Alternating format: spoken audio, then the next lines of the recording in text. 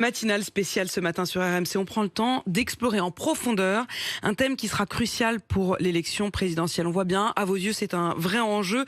Et on fera ça chaque mois qui nous sépare de la présidentielle. Bonjour Cyprien Pézeril. Bonjour. Cyprien, aujourd'hui on se penche sur donc l'accès aux soins, la santé. C'est l'une des priorités des Français pour 2022. Oui, juste après le pouvoir d'achat et la sécurité, selon un sondage Elab pour BFM TV. Une priorité et même une inquiétude. 3/4 des Français considèrent que notre système de santé se dégrade. Ajoutez à cela notre espérance de vie en bonne santé qui est médiocre par rapport à nos voisins européens, autour de 64 ans. Nous sommes même derrière la Bulgarie. Et puis, alors que la population vieillit, le nombre de médecins généralistes se réduit. Ils sont 8000 de moins en 10 ans en France.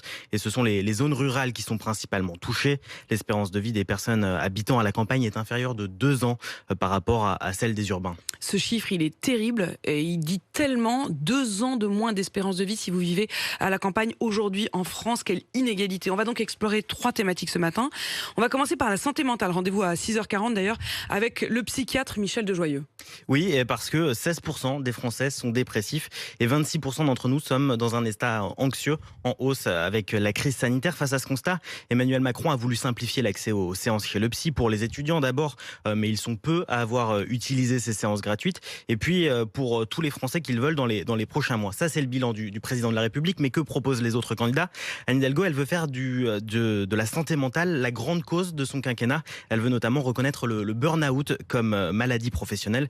Valérie Pécresse promet de former plus d'infirmières en psychiatrie. Jean-Luc Mélenchon, lui, veut plus de lits dans les hôpitaux psychiatriques. Alors, il y a un autre enjeu, c'est le manque de personnel soignant. Cyprien, en ville comme à l'hôpital. J'en parlerai à 7h40 avec Laurent Lantieri, qui est chirurgien à l'hôpital Pompidou. Oui, parce qu'à l'hôpital, 20% des lits sont fermés faute de personnel. 1 lit sur 5 est fermé faute de personnel, en cause des métiers pénibles, des salaires pas toujours attractifs, et ce, malgré les revalorisations du Ségur de la santé. D'ailleurs, sur la question des lits, je me tourne vers vous, Nicolas, mais tout à l'heure, votre Expliquez-nous, ce sera justement sur cet enjeu. On a l'impression que ça devient presque un argument politique sur la fermeture des lits. Qu'en est-il vraiment? Ne manquez pas le Expliquez-nous de Nicolas Poincaré à 7h50. Autre enjeu, et que proposent les candidats, Cyprien? Eh bien, ils vont tous dans le même sens, recruter, et encore recruter, plus 25 000 soignants pour Valérie Pécresse, 30 000 pour Anne Hidalgo, 100 000 même pour Jean-Luc Mélenchon et Yannick Jadot. Tous les candidats admettent qu'il faut augmenter les dépenses de santé.